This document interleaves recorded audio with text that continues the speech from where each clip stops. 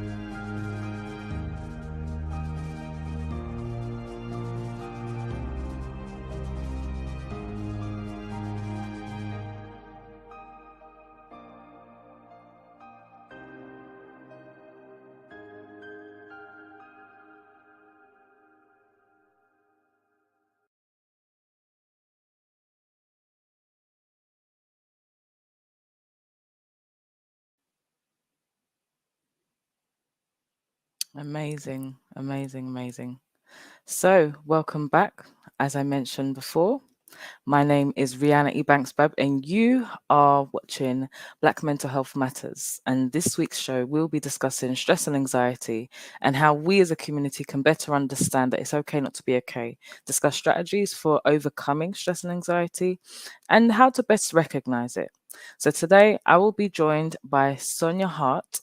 And let's bring Sonia on to give a beautiful introduction to herself because, as you know, our guests do it best. Welcome, Sonia. Welcome to Black Mental Health Matters. How are you doing today? I'm awesome, thank you. Thanks for having me Wonderful. on the show today. I am a religious science practitioner, and what I do is offer spiritual guidance and support to clients. Amazing, amazing. And I feel that this will be such a great conversation because a lot of the time there is this disconnect between understanding mental health and how stress and anxiety prevails within our communities. And many Black communities are either quite religious or spiritual. So I think this will be a great discussion to understand from your perspective as well how we can better manage these issues that we face within our global Black communities. So let's kick off with the discussion with just defining what stress and anxiety means to you and how they relate to each other. Stress and anxiety are intimately linked because when you have stress, you are going to feel that sense of anxiousness. Hmm. Um, for most persons, the definition for stress is, psychological and physiological, where your body is responding to conditions that Hmm. are not in keeping with a happy mental state. And as I Mm. said, anxiety is a spin off of stress. Mm.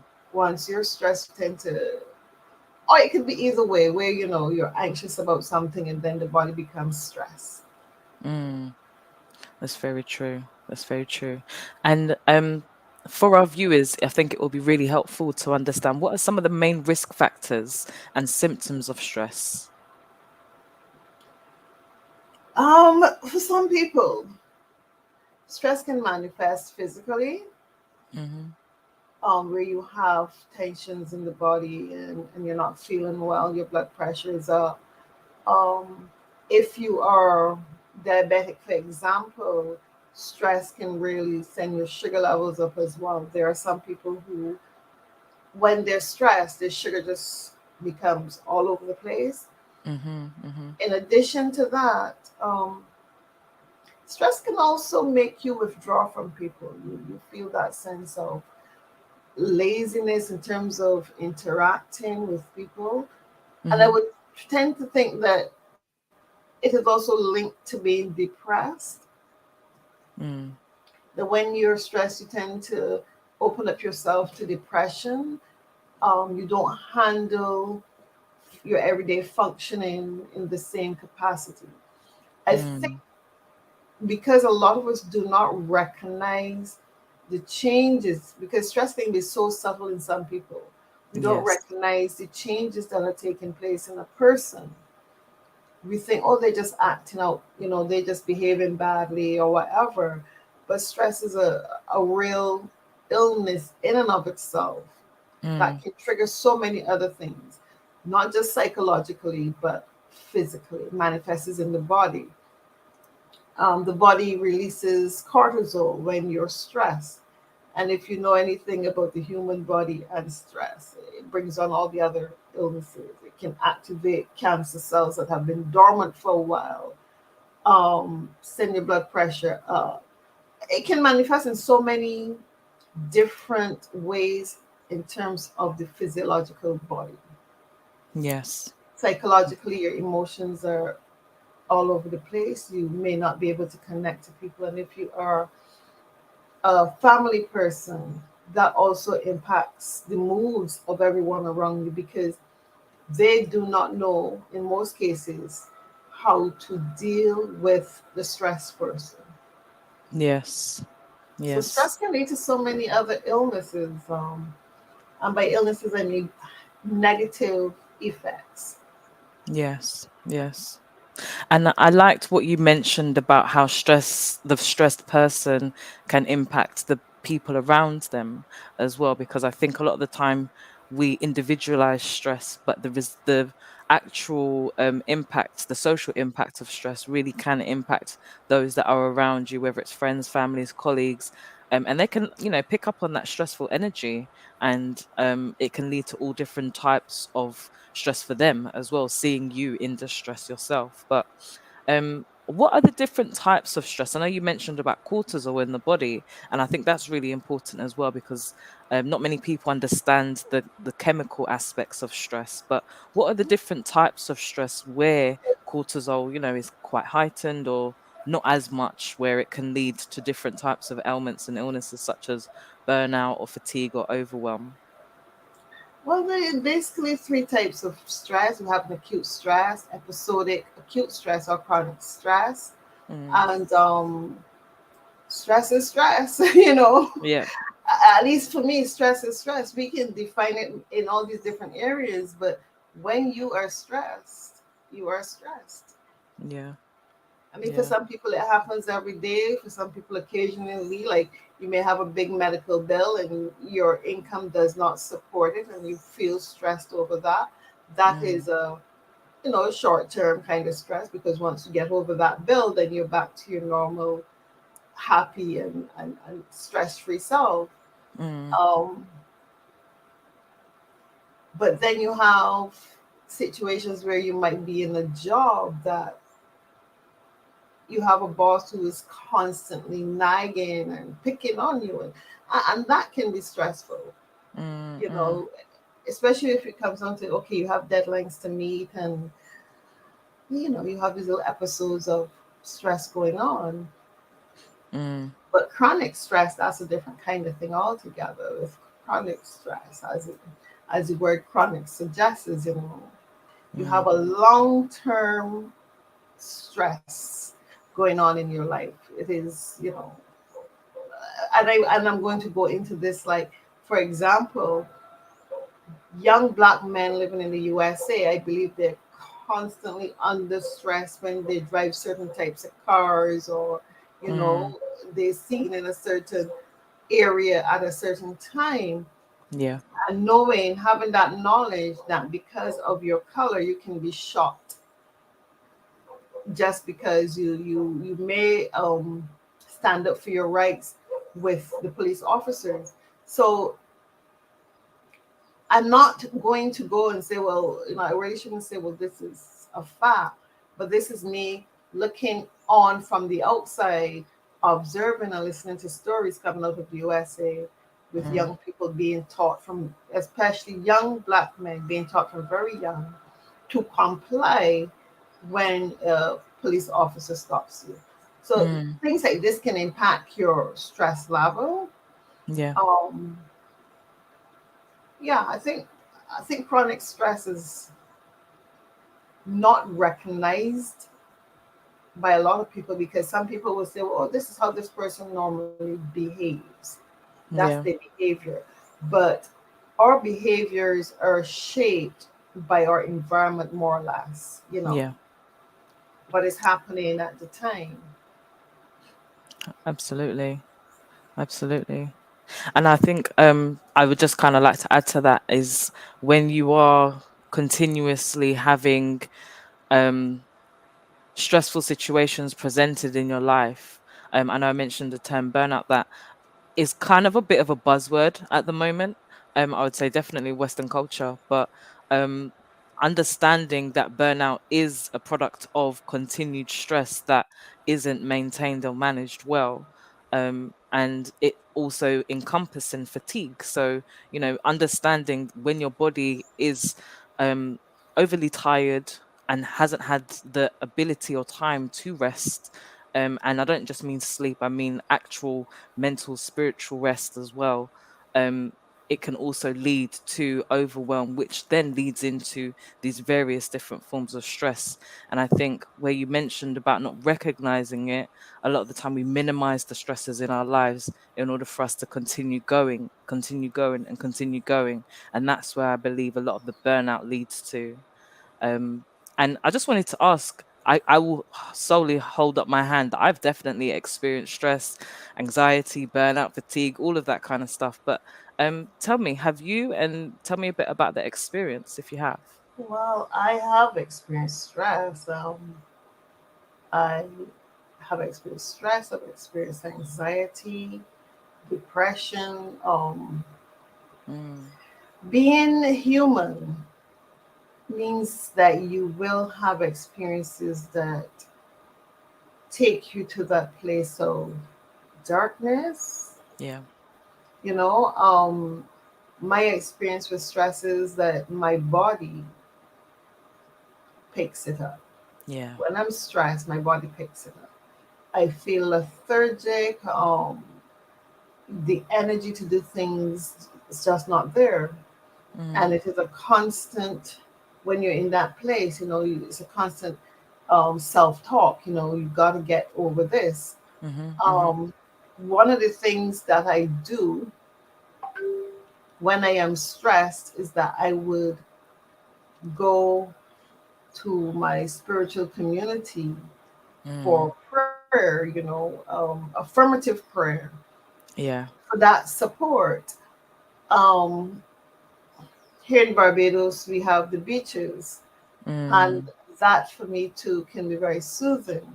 mm, mm, So for me, being stressed is not my best place to be, because it impairs my ability to be productive. mm, Yeah, but I've had my moments of stress. I've had my moments of stress, like when it's time to have my daughters going to school and your bank account doesn't look right. You say, oh my goodness, where am I going to get all of this from? And yeah, it is what it is. But there are ways of managing your stress level. mm, mm. Absolutely, absolutely.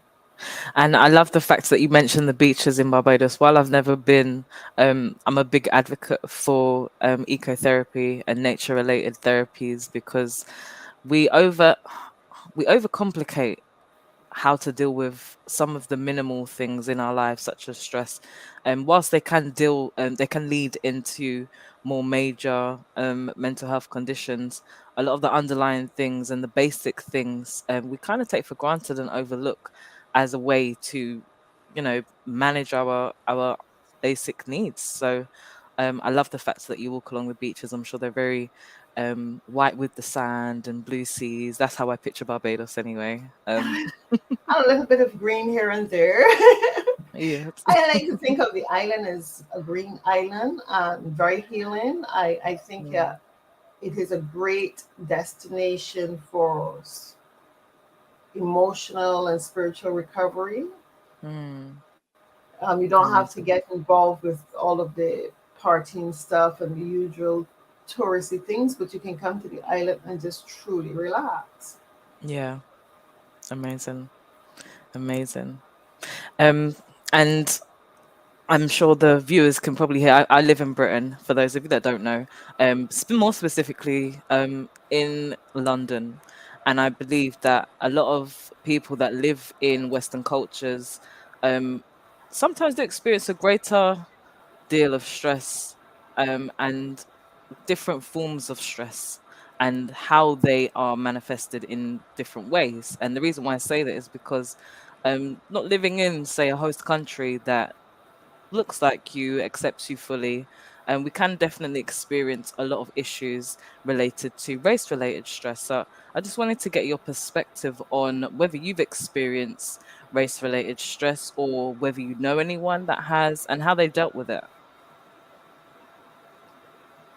I always say to people that for me, living in Barbados is one of the best things that I've ever Mm, experienced because there's no, for me, I've not experienced direct racism. hmm I know that what we have, and you would hear a lot of people say this is classism, mm, not that racism does not exist. I'm sure that there are people on the island who are racist. And very often, when we speak of racism, we tend to have this idea that racism is a one way street. hmm hmm But there are Black people who are very racist as well, who have ideas of intolerance. And I think our racism comes from the way in which we are schooled into thinking that are oppressed to this day because of our financial situation, the financial inequalities. mm, So if you're talking about Barbados, racism is seen based on financial inequalities. mm, But in terms of head on racism, that is not the case here in a lot of situations. We don't have that. So to be say that we have racial stress would be challenging. mm, Race related anxiety, to speak to that again, would be challenging. mm, Um, because we don't have those tensions going on where there is a fight between the blacks here and the Caucasians here. On the mm. surface, on the surface, you could say that we get along. Yeah. On the surface, you can say that we get along. And I think that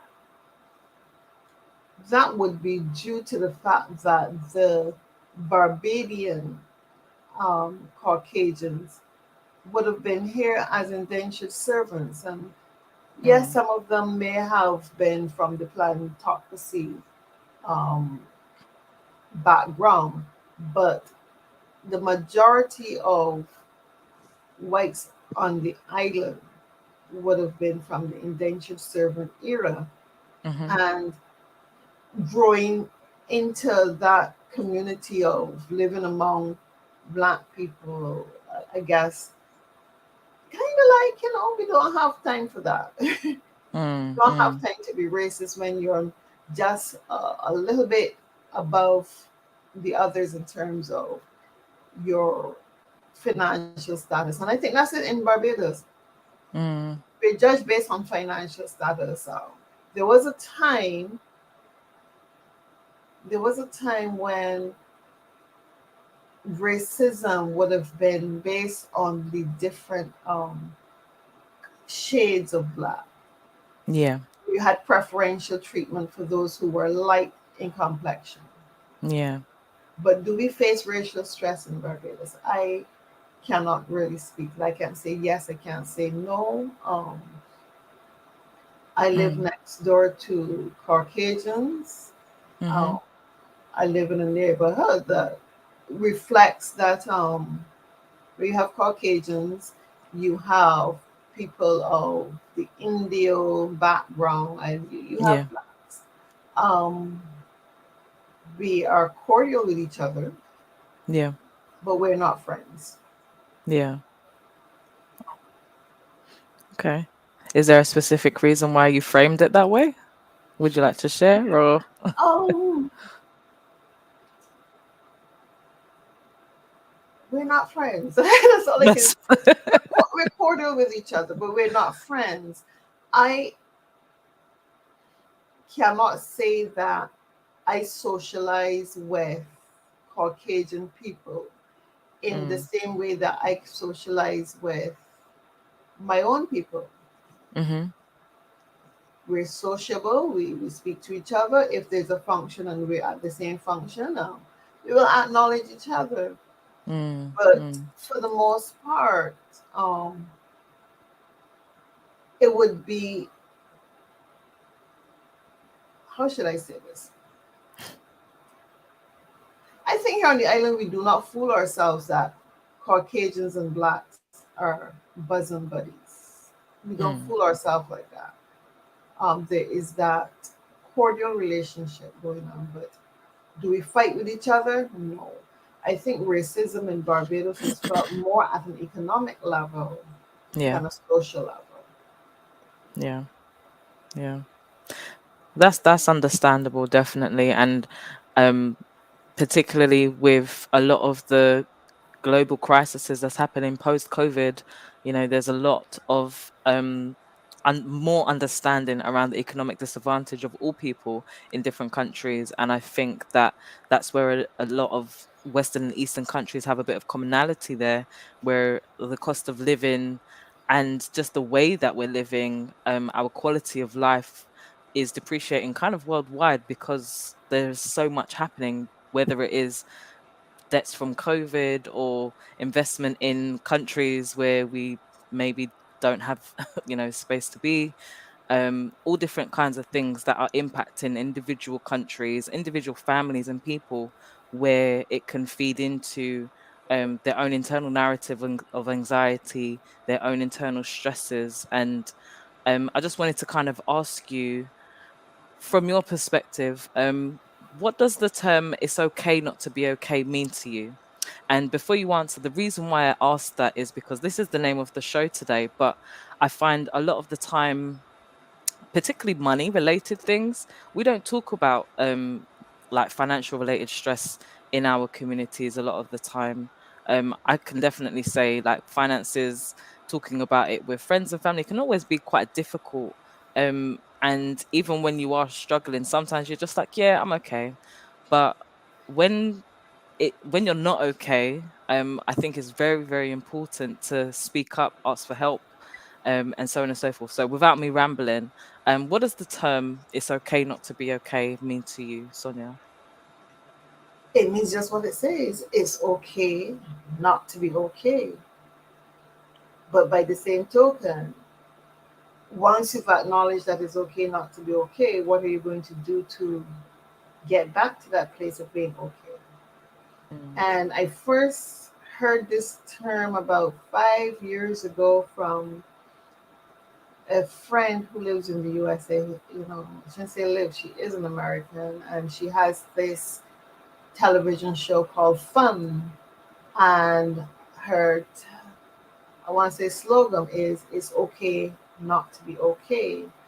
And her show deals primarily with women and the issues that they go through economically, things like domestic violence and mm, divorce, those kind of issues, and basically is there's always that support for us when we're not okay. And mm, I would say it's okay not to be okay. It is to own it, but while owning it, doing something to make sure that you're okay. You don't want to stay in a state of I am not okay forever, because mm, that's going to stress you. That's going to bring the anxiety. That's going to bring the depression.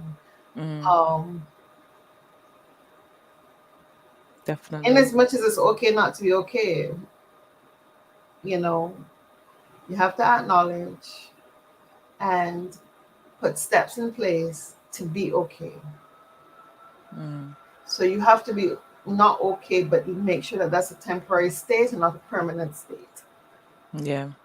Yeah, that's very true. Because it can then feed into your sense of self, your sense of identity, and I believe that's where you mentioned about depression, seeping in.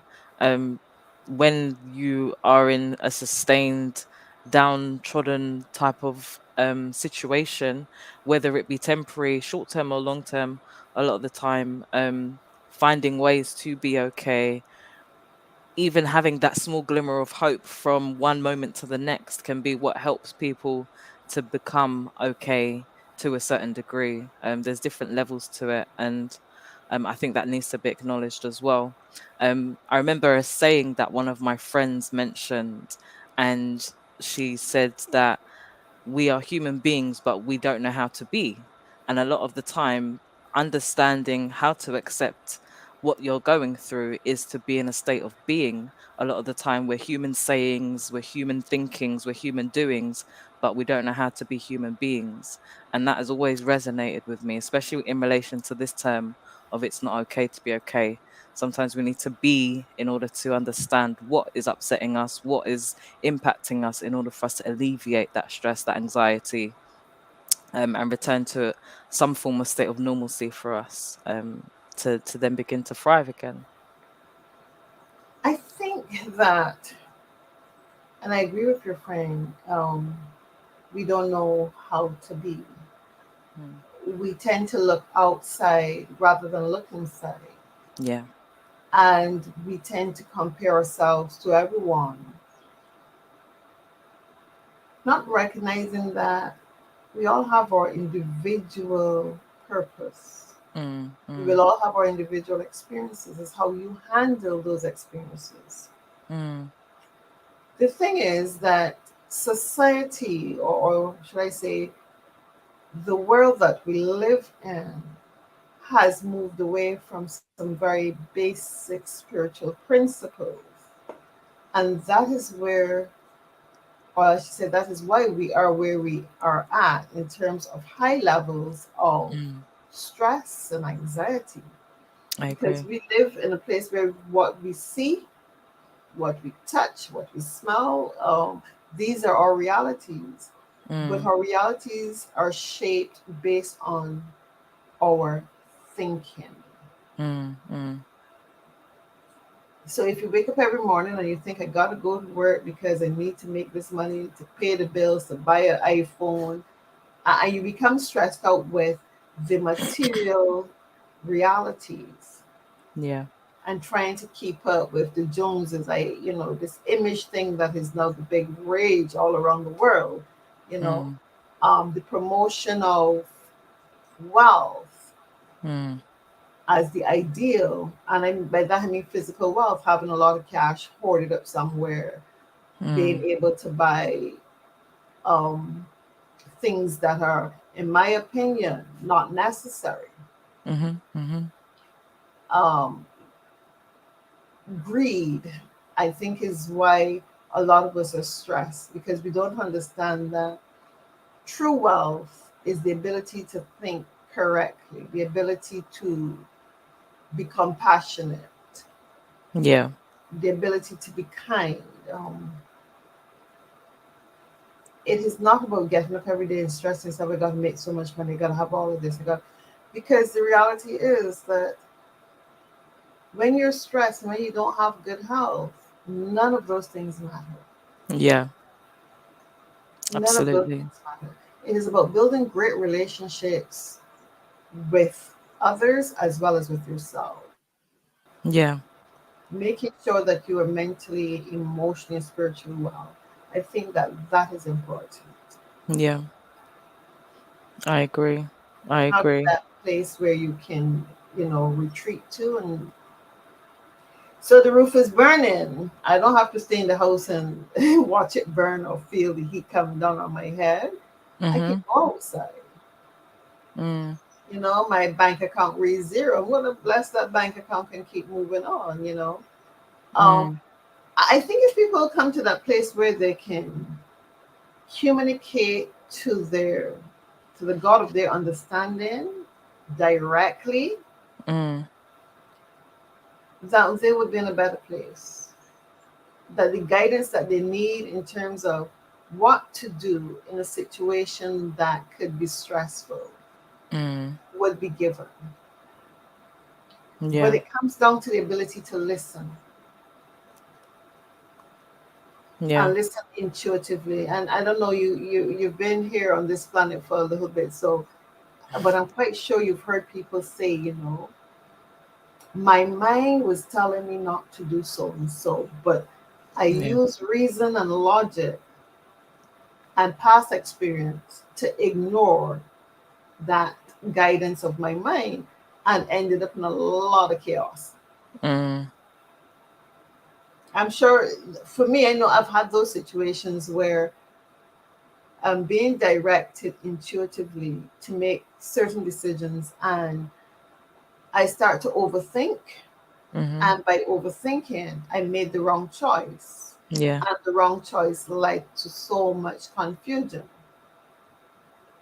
So Yep. today I'm in that place where I'm being very mindful, you know, and recognizing that within me there is that Almighty Spirit that can guide and direct.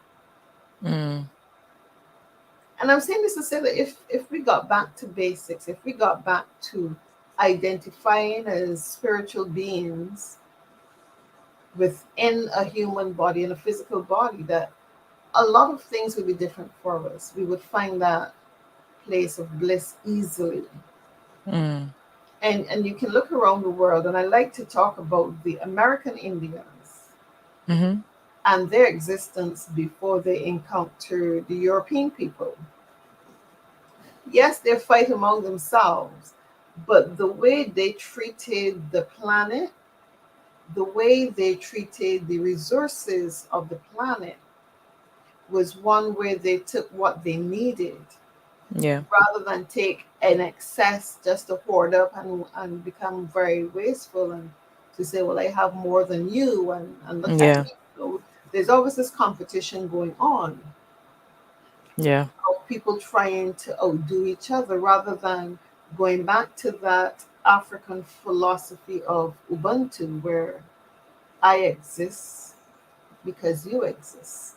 That Mm. philosophy that says let us take care of each other Mm. rather than saying, well, let me hoard all the oil here. And this is at a very international level. Let me hoard all the oil, and those who want it have to buy it from me at exorbitant prices. Let me go and Yeah. harvest all the gold, and those who want it have to pay me for it. It's the same with things like electricity and water Yeah. and Exactly what basic we're things. seeing now. Yes, and basic things like food, where you have these big farms controlling what will be grown and what will not be grown. Um, but if people got back to basics Mm. and live in harmony with the planet and all the other creatures and beings on the planet, Mm.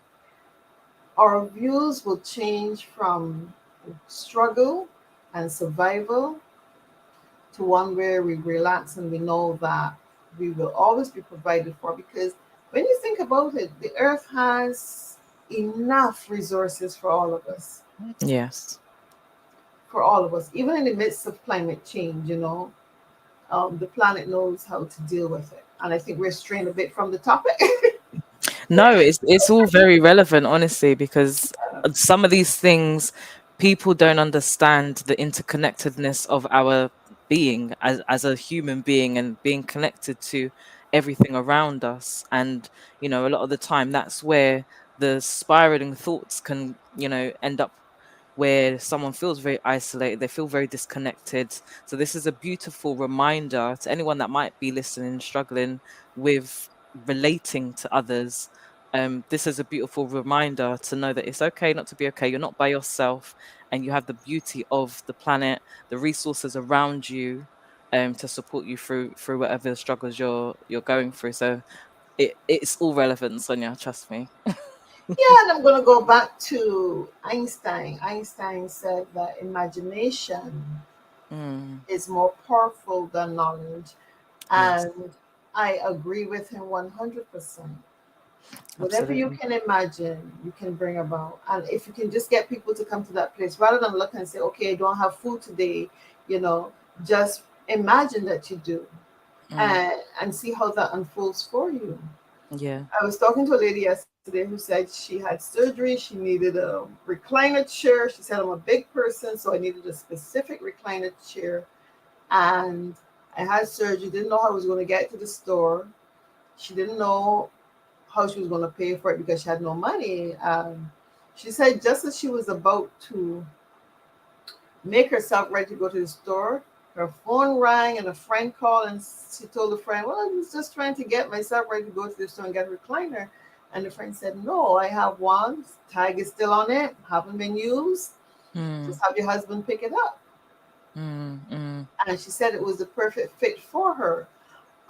And I'm just saying that to say that, if we would just relax and know that we are provided for, mm. and know that we don't need to stress about things. We don't need to put each other under stress either, because I find that human beings can be so unkind to each other. Mm. We become so self centered that we will do things to put another person under unnecessary stress. Yeah, yeah, I agree. And that leads so nicely into my next question, because I think the self-centeredness that we all have, I'm not any different to any other human on this earth, but there are so many different things socially that can prevent us, and internally actually, but so many things that can prevent us from seeking help when we actually need it the most. I wanted to know from your perspective, what types of things actually prevent us from seeking help at the times that we need it most. Um, I would say that people are afraid to be vulnerable or to yes, show vulnerability. yes, Um, the other thing is pride. yes, absolutely. Pride. Um, those are the two main factors I think that keep us from reaching out for help. I Mm, don't want anyone to know that I'm going through this. mm-hmm, It is like the mm-hmm, woman who's being abused, but because mm, she lives in a certain neighborhood, and she's perceived as having wealth. She, her husband is perceived as being, somebody out in society who we would consider to be an executive type of person. mm, They mm. tend to stay and hide and accept the abuse Yeah, because we don't want people to know. yeah. Honesty. That was going to be my word to add to it. Yeah, we don't want Um, people. It is difficult. It is difficult. I remember, and this is my personal story. mm, For me, when I was going through divorce, I didn't want people to know. I, mm, it was embarrassing. mm, mm, I went through that feeling of embarrassment, failed marriage, and not that we had any issues, but it was a situation of somebody saying publicly, I don't want mm. you. Yeah, And that was hard for me. yeah, yeah, And that was hard, and divorce was stressful, and going through all of that. Your emotions are all over the place. You really don't know what to do. You don't know the outcome of things. yeah, It was very stressful.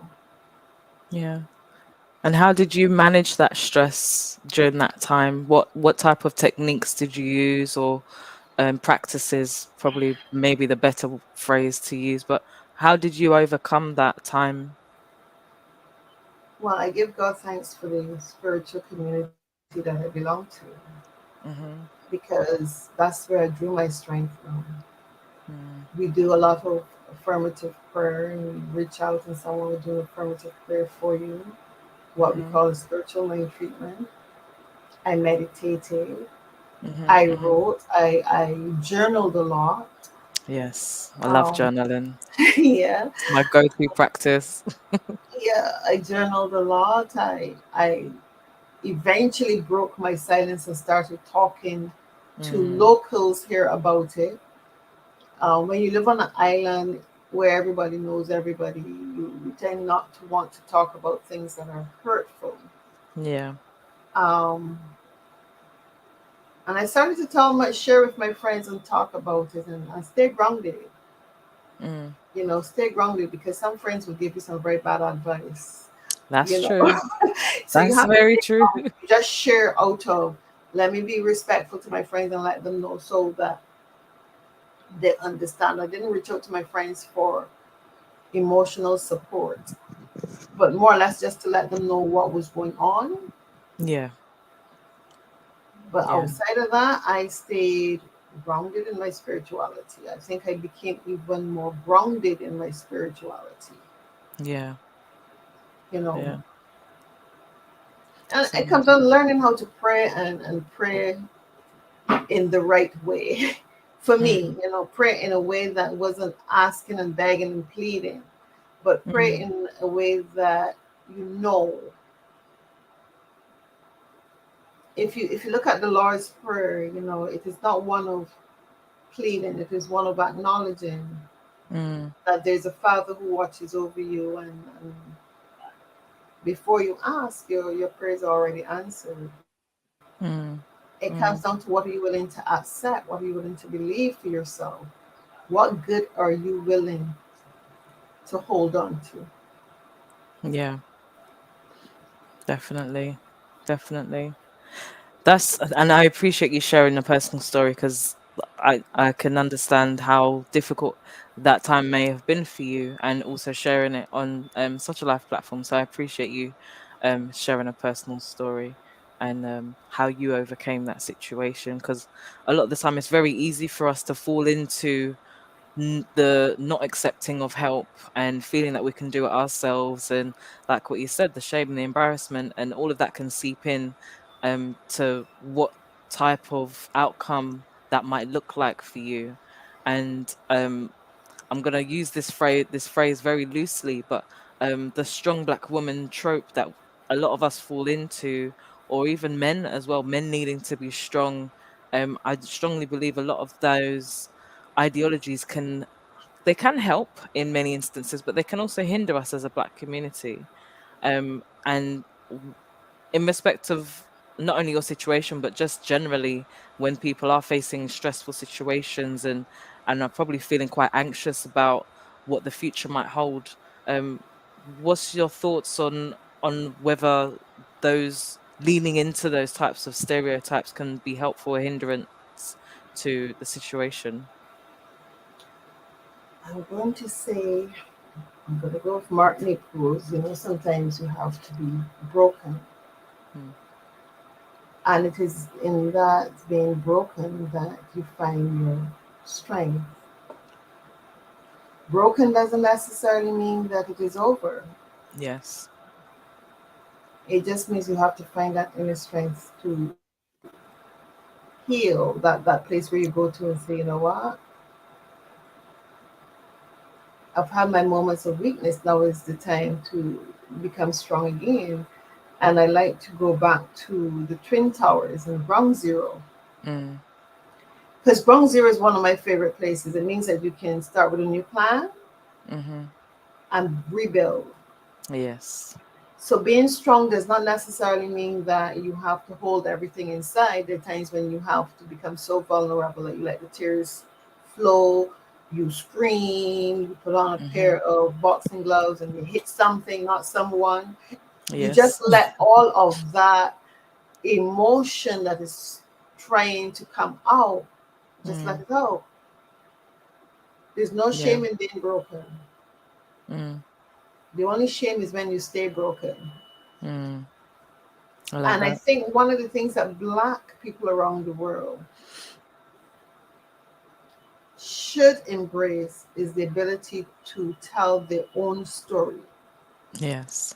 Too often, and I know this as a Caribbean person, too often people tell your story based on appearances Yes. and not what is true, because I cannot know what you are feeling in a moment. I Yes. cannot know what you're really going through because you are an individual. I am an individual. Mm. How you handle things may not be the same way I handle things. And when someone else tells your story, they leave out a lot of the vital, Yes. emotional, and psychological things that are going on deep inside of you. Mm. And the things that we can't know about each other. I agree. Yeah, the things I we can't agree. know. And I'm saying this as a religious science practitioner, that when I'm dealing with a client, I can know something for a client when I'm doing my affirmative work with that client. But I cannot know what the client knows. I can say, well, I know that Rihanna knows this. You understand? Because I Mm-hmm. don't know what you know. Yeah. A lot of the time, I don't know what I know. Right? I can't know how you are feeling, Mm. because feeling is a very personal thing. Yes. I'm going to say that for me, I think there is a need for a different type of educating of our people,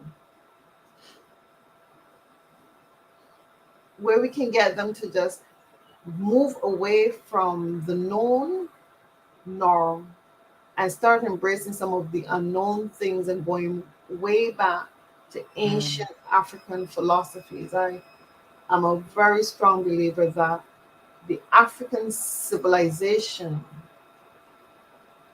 holds the key to the healing of this planet. Mm. And I don't just want to say African in terms of just Black Africans, because Africa, as we know, is a continent with places like the Egyptians, you have the Ethiopians, you have so many different people. Mm-hmm. Uh, but when you study the African way of life, the ancient African way of life, I think that is the way that we were meant to live: take care of each other, take care of the planet. Mm. This situation of greed, I need to have all of this to show my worth, is totally unnecessary. Mm. And I think that's where people become stressed. I have to have a job that gives me so much money every year. Um, you're stressing yourself out to get that so that you can feel happy and relaxed. Mm. Not that people should not be comfortable. I think people should be comfortable. But if what you're doing is causing stress, then Mm-hmm. maybe you need to revisit what you're doing. Um, Mm. I was having a conversation with a colleague this week, and we were discussing jobs and working. And for me, I have to feel passion for what I'm doing. Mm. And I said I no longer want to be in a situation of survival mode where you're just working for money, but I want to work because I love what I'm doing and Mm. I enjoy helping people. So that's where my thinking is at.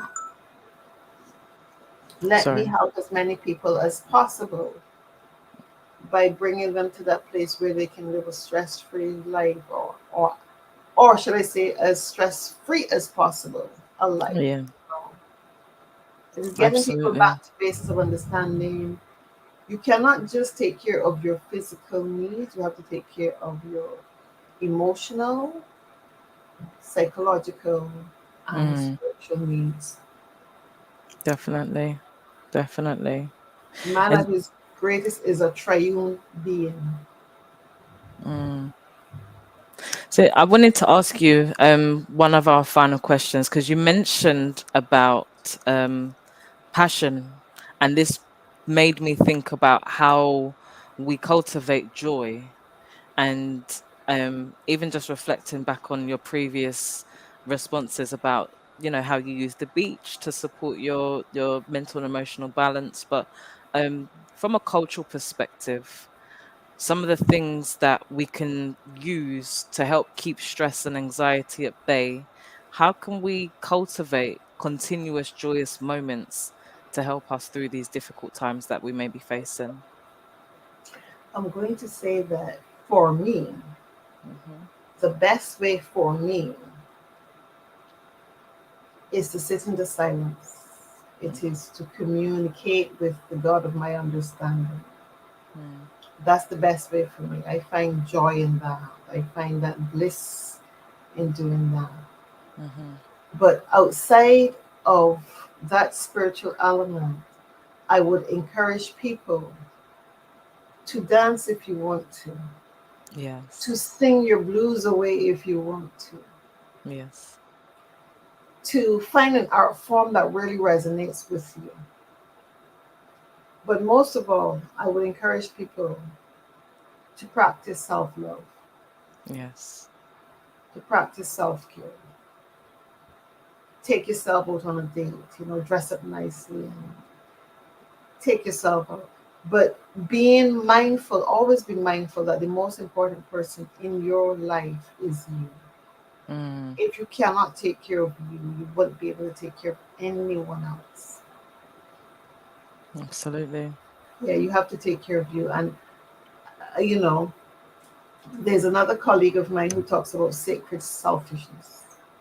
Practice Oh. some of that. The ability to say no. You cannot be all things to all people. Mm, So the ability to say no sometimes is very important. definitely. You want to find Definitely joy, agree. you got to find it within yourself.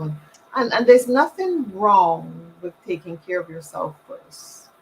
Mm, Nothing wrong with doing that. definitely. And I find especially people that are in positions of service where they are healers or um, frontline workers, or however you may phrase it, a lot of the time we find it difficult to put ourselves first and step away from, I guess, the noise of society and just to hone in within. So that's a beautiful point to end the show on. Sonia, it's been amazing talking to you. And before we go, would you please tell our viewers on what's coming up next for you and what current projects do you have that people can find out more about? Well, I am currently working on getting the Lotus Blossom Foundation up and running, fully functional. Okay. And And what is the Lotus, Lotus Blossom? well, it is a place of healing. It Mm, is that bridge that one would cross over. You know, it is a place for spiritual guidance hmm. and support. Amazing. Is that Yes. based in Barbados? I would like to say yes, it is based in Barbados, but it is being offered around the world because I'm offering virtual Right. assistance to those who need assistance. I think that with technology being the way it is, why stay in Barbados? Absolutely. Why Absolutely. stay in Barbados? The whole objective is to help the world to heal. Mm, And the only way that we can do that is through a shift in consciousness. mm, So that's what I'm working on. In addition to that, I'm going to be offering courses on how to heal your life. hmm. Working on that diligently. There's so Yeah. much to do. Basically into education, Hmm. education and spiritual therapy, so to speak. Because Amazing. I believe that if people can take a look at where they're at and where they want to go and bring that spiritual element to it, learn how to Mm, communicate with God, and really listen inwardly, mm, that this planet will have better days, that the generations coming after us would have better days and better lifestyles. They will be mm, more caring towards each other. mm-hmm. So that's what I'm working on, getting the Lotus Blossom Foundation fully Yeah. functional. Yes. Amazing. And this is definitely something that is so needed, especially right now as we are seeing a lot happening worldwide. Um, we won't go into it, but definitely reach out to Sonia if you are in need of some support. Sonia, where can people find you so that way they can either, back your Um, projects or just reach out for some spiritual guidance and support? I'm on Facebook Mhm. under the name the Pink Lotus Health Investments. Okay, amazing. Yes, that's where I'm at. Pink Lovely. Lotus Health Investments. Yeah. Okay, wonderful. So, people, make sure you reach out to Sonia, Pink Lotus Health Investments on Facebook. Um, and once again, I just want to thank you for being a guest on this show. Today, we've been talking about it's okay not to be okay, and how stress and anxiety impacts us as a community, but also how to overcome it, how to heal, and how to seek, as Sonia says, some spiritual guidance. So, thank you very much, Sonia. It's been a blessing as always. Oh, And thanks for having me on. thank you very much. Um, and viewers, make sure you join us next week for Black Mental Health Matters show, where you will also be fulfilled with and edifying conversations around Black mental health. This is your host, Rihanna, and have a blessed and most beautiful day. Take care. Goodbye. Goodbye.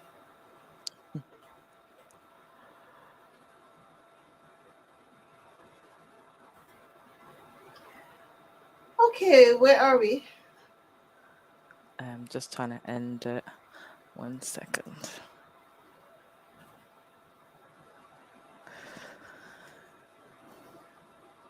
Um, doesn't seem to want to end for us.